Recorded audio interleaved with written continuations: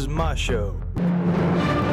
Okay, so I was cleaning my computer, and now all of a sudden Windows won't load. Flashlight on my head because I've been reinstalling the parts inside the PC.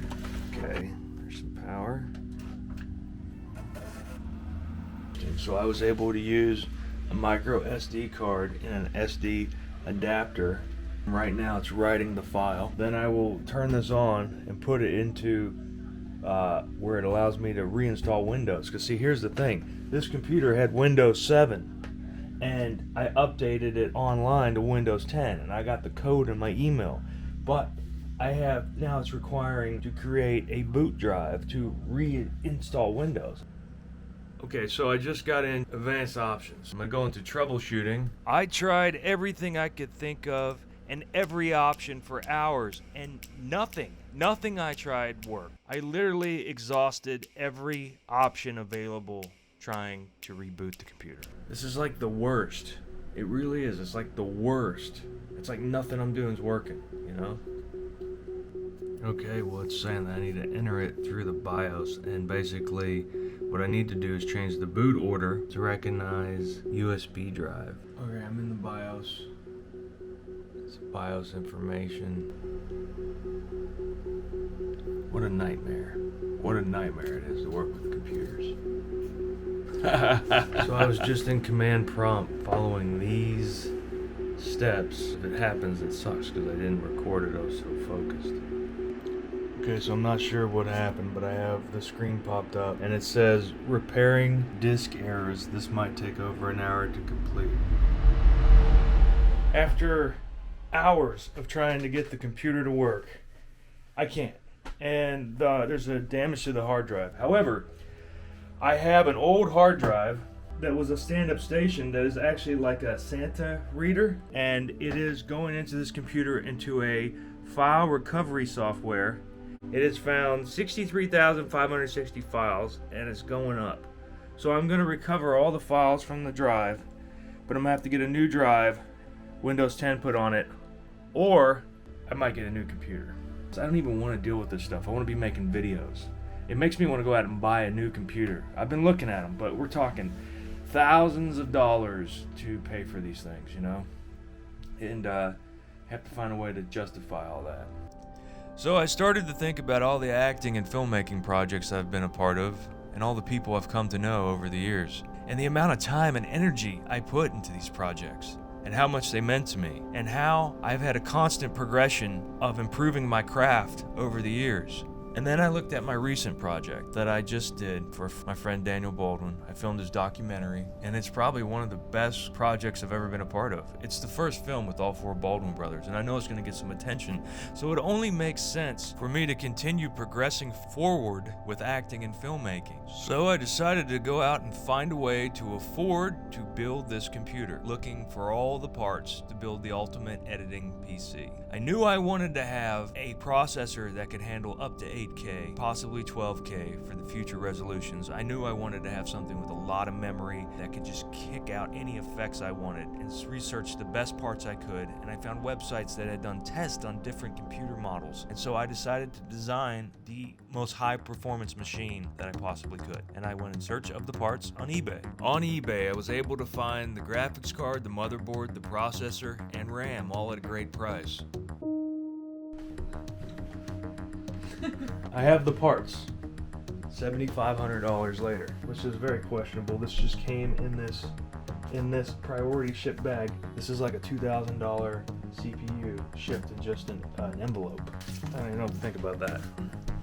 011 dynamic case, 6 fans, 3 fan radiator designed for the TRX40 sockets, Gigabyte AORUS master motherboard, 256 gigabytes of Samsung RAM, 500 gigabytes for the programs, and I got another 1 terabyte for my scratch disk, 4 terabyte Santa hard drive. I also have a 49-inch Samsung monitor.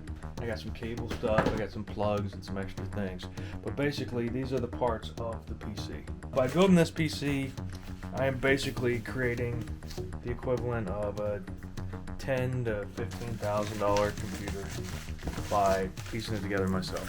saving a lot of money. $7,500 on parts is a lot of money for just parts for a computer, but it's the results that matter, right? And so let's begin the build. These panels, they just slide off, and on them, they're like magnetic screens to block out the dust. Got the CPU mounted. All right, I'm gonna start adding the RAM. 256 gigs of RAM. This is 1 terabyte hard drive.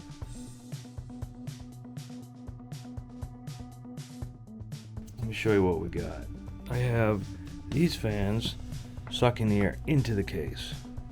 These fans here are pushing the air outside of the case. I'm gonna have the radiator, this fan sucking air in through the radiator. There's a study that some guy did where he checked the cooling temperatures on the specific case and the specific fan setup, and it had the best performance overall with this setup. That's why I'm choosing to do it like this. I installed the radiator and the cooler. I got a 4 terabyte hard drive and a 3 terabyte hard drive here. 7 terabytes in SATA drives, and then there's another 1.5 terabytes in PCIe 4.0 M2 cards. So there's 8.5 terabytes of storage on this computer.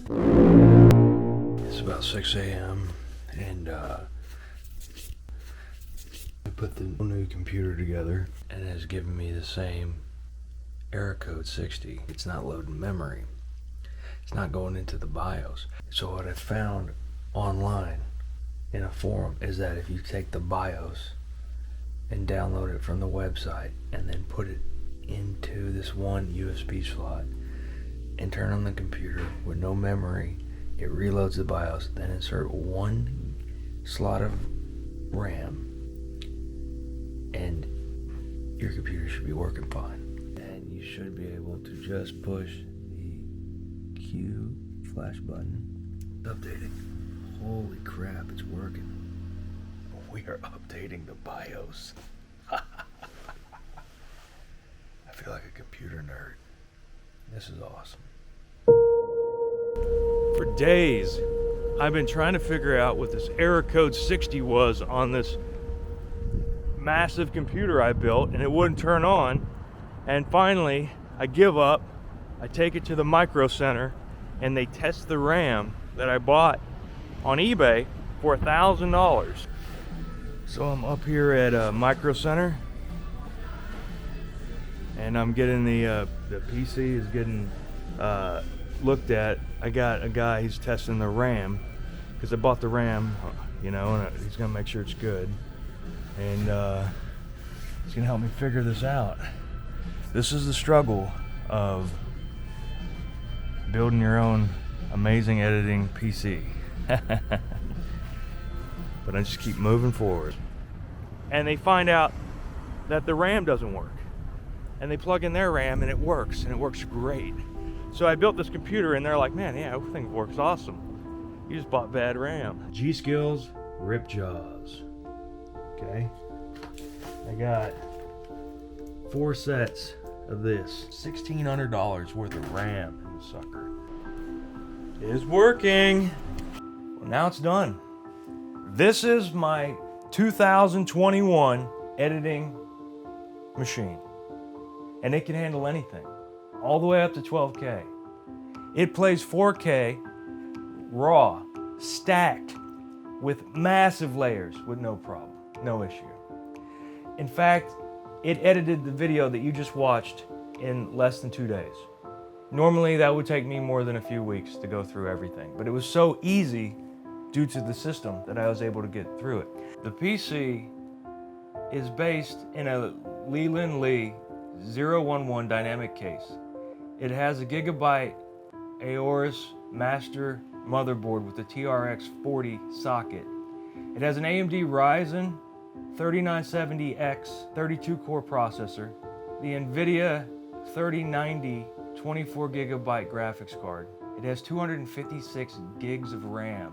It has 8.5 terabytes of storage and a 49-inch 5K monitor. I'm going to be creating a lot of content in the near future. So if you haven't already, please like and subscribe